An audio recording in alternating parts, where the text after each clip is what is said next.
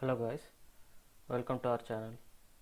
So இந்த வீடியோவில் நம்ம எதை பற்றி பார்க்க போகிறோன்னா ஆர்பிஐ, அதாவது வந்து RBI reserve bank of India வந்து கொஞ்ச நாள் முன்னாடி ஒரு 4 days முன்னாடி வந்து ஜூனியர் இன்ஜினியருக்கான போஸ்ட்டுக்கு வேக்கன்சி இருக்குன்னு சொல்லிட்டு ஒரு ப்ரெஸ் ரிலீஸ் நோட்டிஃபிகேஷன் விட்டுருந்தாங்க.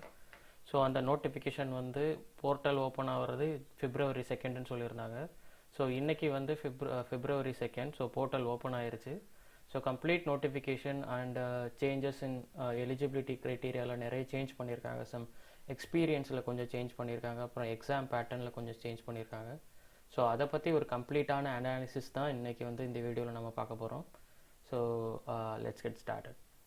ஸோ ஆர்பிஐயில் வந்து இப்போதைக்கு அவங்க வந்து என்னென்ன மேஜர் சேஞ்சஸ் பண்ணியிருக்காங்கன்னா, அவங்க வந்து முக்கியமாக வந்து அவங்க ரிசர்வேஷன் பேட்டர்னில் கொஞ்சம் சேஞ்ச் பண்ணியிருக்காங்க. ஸோ ரிசர்வேஷனில் வந்து நம்ம இந்த 2021 ரிசர்வேஷன் ஸ்கீம் சவுத்துக்கு, அதாவது வந்து நம்ம சவுத்துக்கு ஜோனுக்கு வந்து எப்படி இருக்குன்னா, ஜூனியர் இன்ஜினியர் சிவிலில் வந்து ஓபிசி கேட்டகரியில் ஒரு போஸ்ட்டும், அப்புறம் ஜென்ரல் கேட்டகரியில் 2 போஸ்ட்டும் இருக்குது. ஸோ டோட்டலாக ஜூனியர் இன்ஜினியர் சிவிலுக்கு வந்து சவுத் ஜோனுக்கு 3 போஸ்ட்டு தான் இருக்குது.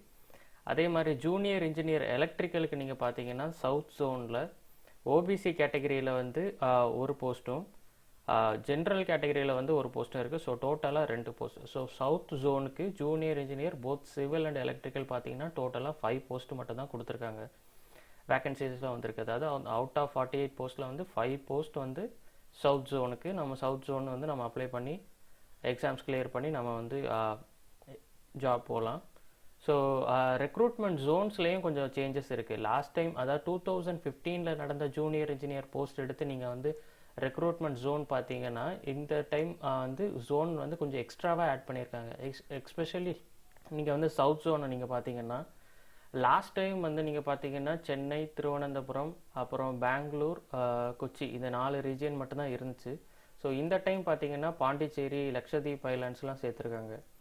ஸோ சவுத் ஜோனில் இப்போ வந்து எந்தெந்த பிளேசஸ் கன்சிடர் பண்ணுறாங்கன்னா, கர்நாடகா, தமிழ்நாடு, பாண்டிச்சேரி, கேரளா அண்ட் லக்ஷதீப் ஐலாண்ட், அது வந்து ரெக்ரூட்மெண்ட் ஜோன்ஸ்லேயும் வந்து சேஞ்சஸ் இருக்குது. ஸோ நம்ம வந்து ஒன்ஸ் வந்து எக்ஸாமினேஷன்ஸ் கிளியர் பண்ணி, அப்புறமா வந்து லாங்குவேஜ் ப்ரொஃபிஷியன்சி டெஸ்ட்டுன்னு ஒன்று இருக்குது, அதையும் கிளியர் பண்ணி நம்ம போஸ்டிங் எப்படி போடுவாங்கன்னா, நம்ம செலக்ட் பண்ணியிருக்க வந்து அந்த ஜோன்ஸ் அடிப்படையில் தான் வந்து நம்மளுக்கு வந்து போஸ்டிங் இருக்கும். ஸோ சவுத் ஜோன் நீங்கள் செலக்ட் பண்ணிங்கன்னா உங்கள் சவுத் ஜோன் ரிலேட்டடாக அந்த ஏரியாவில் தான் உங்களுக்கு வந்து போஸ்டிங் வரும்.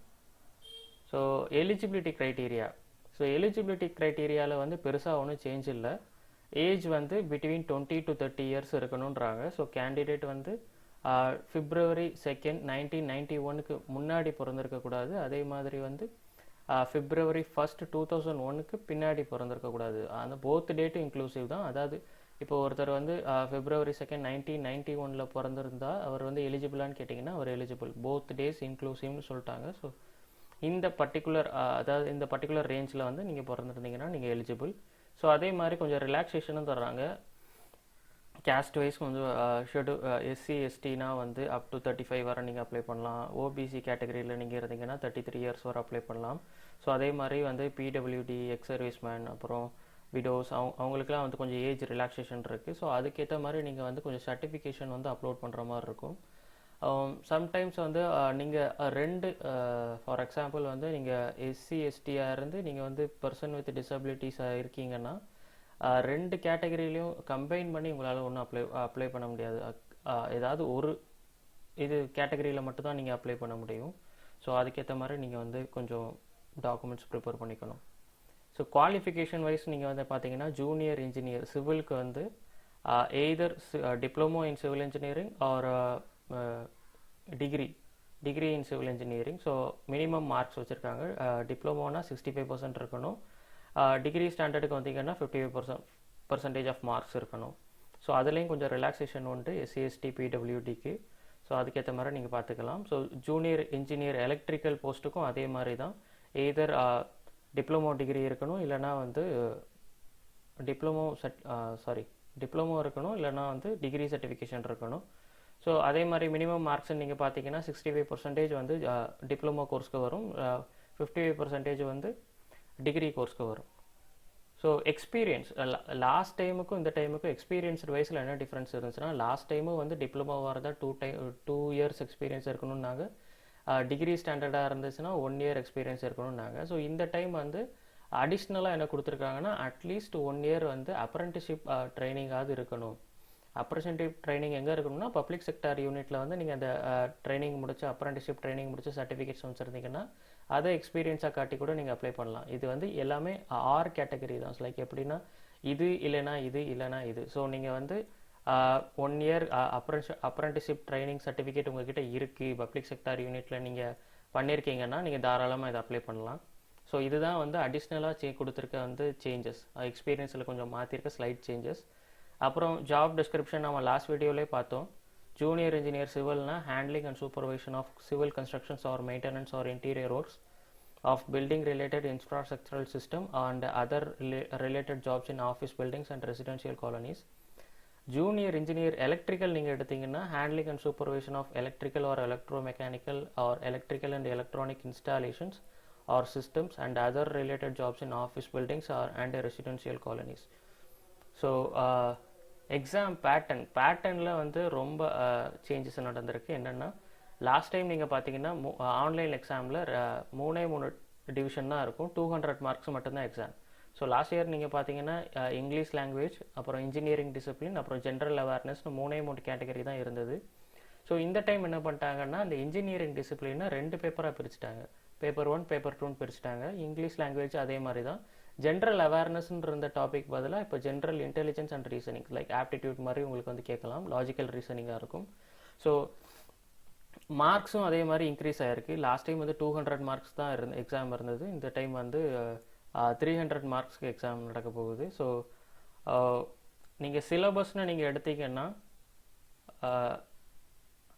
இன்ஜினியரிங் ஜூனியர் இன்ஜினியர் சிவிலுக்கு வந்து பேப்பர் 1 எப்படி இருக்குன்னா, நான் ஹெட்டிங் மட்டும் சொல்கிறேன், டீட்டெயிலாக போக விரும்பலை. நான் இது நீங்கள் இன்ஸ்ட்ரக்ஷன் பேஜ்லேருந்து கூட நீங்கள் எடுத்துக்கலாம். ஸோ பேப்பர் 1ல் நீங்கள் பார்த்தீங்கன்னா சிவிலுக்கு வந்து building materials, estimating, costing and valuation, surveying, soil mechanics, hydraulics, transportation engineering, environmental engineering. So நீங்கள் அதே பேப்பர் 2 சிவிலுக்கு நீங்கள் பார்த்தீங்கன்னா theory of structures, concrete technology, RCC design and steel design. So அது ஒரு டாப்பிக்கில் நிறைய சப் டாபிக் இருக்கும். ஸோ அதுக்கேற்ற மாதிரி நீங்கள் ப்ரிப்பேர் பண்ணிக்கிறீங்க. எலக்ட்ரிக்கலுக்கு நீங்கள் எடுத்துக்கிட்டிங்கன்னா பேப்பர் 1ல் என்ன கேட்டிருக்காங்கன்னா basics of electrical engineering, lighting design of office areas, transformers, working principle, protection types, preventive maintenance, pumping system, various types of motor, various starting methods of various types of motor, substation design and layout including DG set installations, type of earthing, testing, lightning arrestor, etc. So paper 2 நீங்கள் வந்தீங்கன்னா basic knowledge of air conditioning and refrigerator, அப்புறம் inverter, rectifier, UPS systems, energy conservation techniques, LT distribution system, cable or internal wiring systems, panel design and fault finding, preventive maintenance, etc.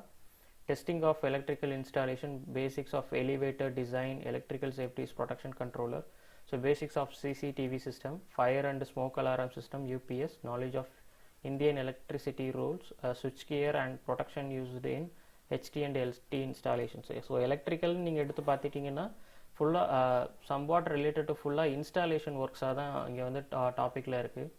So எல்லாமே வந்து electrical அப்பாரட்டஸை எப்படி install பண்ணுறது, testing பண்ணுறது, maintenance அந்த மாதிரி தான் சிலபஸை வந்து அவங்களுக்கு வந்து கொடுத்துருக்காங்க. ஸோ சிலபஸை நம்ம தாண்டி நம்ம பார்த்தோம்னா ஒன்ஸ் நம்ம வந்து ஆன்லைன் எக்ஸாமை நம்ம கிளியர் பண்ணிட்டோம்னா உங்களுக்கு வந்து லாங்குவேஜ் ப்ரொஃபிஷியன்சி டெஸ்ட் எல்பிடி எக்ஸாமுக்கு வந்து உங்களுக்கு கூப்பிடுவாங்க. ஸோ எல்பிடி எக்ஸாம் அப்படின்னா என்னென்னு பார்த்தீங்கன்னா நீங்கள் செலக்ட் பண்ணியிருக்க ஜோனலில் இருக்க அஃபிஷியல் லாங்குவேஜ். நான் இன்கேஸ் நீங்கள் சவுத் ஜோன் செலக்ட் பண்ணியிருக்கீங்கன்னா சவுத் ஜோனில் வந்து லாங்குவேஜ் கொடுத்துருப்பாங்க. ஃபார் எக்ஸாம்பிள் இப்போ சவுத் ஜோன் நீங்கள் எடுத்துக்கிட்டிங்கன்னா உங்களுக்கு வந்து எல்பிடி எக்ஸாமுக்கு 3 லாங்குவேஜ் இருக்குது, கன்னடா, தமிழ், மலையாளம். ஸோ இதில் வந்து நீங்கள் உங்கள் அஃபிஷியல் லாங்குவேஜ் நீங்கள் எதை செலக்ட் பண்ணுறீங்களோ அந்த லாங்குவேஜுக்கு வந்து எக்ஸாம் நடக்கும். ஃபார் எக்ஸாம்பிள் நீங்கள் தமிழ் சூஸ் பண்ணியிருந்தீங்கன்னா தமிழில் வந்து லாங்குவேஜ் ப்ரொஃபிஷியன்சி டெஸ்ட்டு நடக்கும். அந்த டெஸ்ட்டை நீங்கள் கிளியர் பண்ணணும். ஸோ அந்த டெஸ்ட்டை நீங்கள் கிளியர் பண்ணால் மட்டும் தான் நீங்கள் குவாலிஃபைடுன்னு வந்து சொல்லிவிட்டு உங்களுக்கு வந்து போஸ்டிங் நெக்ஸ்ட் ப்ராசஸ் வந்து போகும்.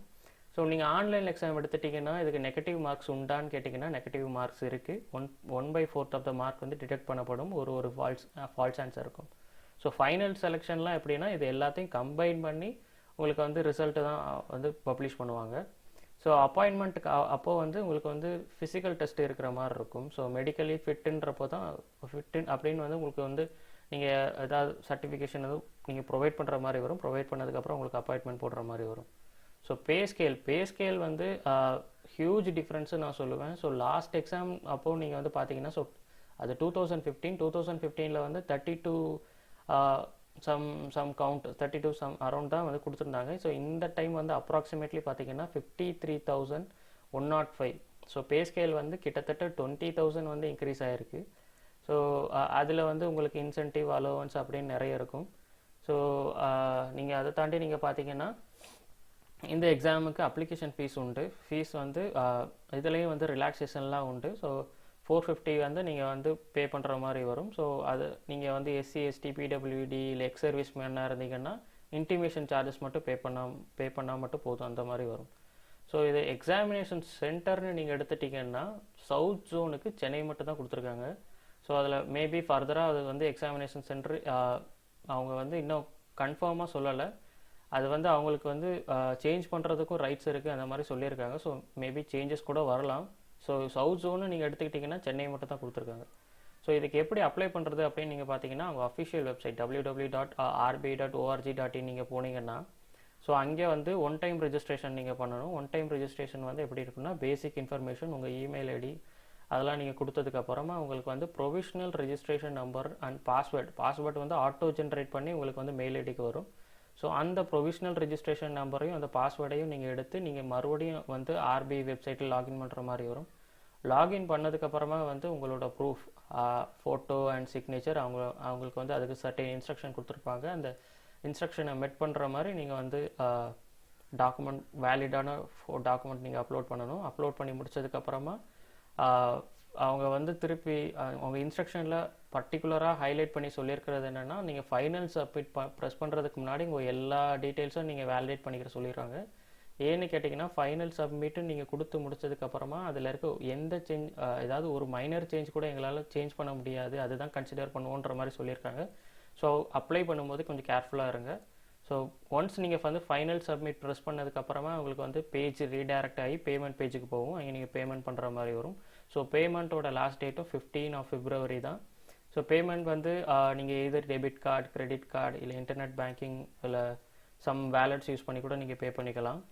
ஸோ இதுதான் வந்து அவங்க கொடுத்துருக்க ஓவரால் இன்ஸ்ட்ரக்ஷன். அதை தவிர்த்து நீங்கள் வந்து ஃபர்தராக உங்களுக்கு இன்னும் கொஞ்சம் டீட்டெயில் வேணும்னா அவங்க அஃபிஷியல் வெப்சைட்டுக்கு நீங்கள் போய் பார்த்துக்கலாம். அதோட லிங்க் கூட நான் டிஸ்கிரிப்ஷனில் தர்றேன்.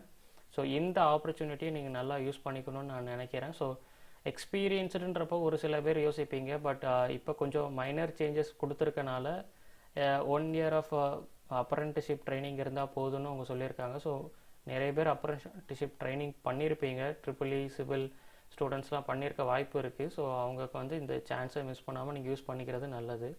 ஸோ பே ஸ்கேல் வந்து நீங்கள் பார்த்தீங்கன்னா இது வந்து 53ன்றப்போ இது வந்து ஒரு சூப்பர்பான ஜாப். ஸோ அதுவும் இல்லாமல் RBIன்றப்போ வந்து உங்களுக்கு அலோவன்ஸ் அண்ட் இன்சென்டிவ், அப்புறம் உங்களுக்கு வந்து நிறைய சலுகைகள் இருக்கும். ஸோ இதை மிஸ் பண்ணாமல் யூஸ் பண்ணிக்கோங்க. That's it guys, thanks for வாட்சிங். ஸோ இந்த வீடியோ பிடிச்சிருந்தால் லைக் பண்ணுங்கள், முக்கியமாக சப்ஸ்கிரைப் பண்ணுங்கள், உங்கள் ஃப்ரெண்ட்ஸ் கூட ஷேர் பண்ணுங்கள். Keep supporting. தேங்க்ஸ் ஃபார் வாட்சிங்.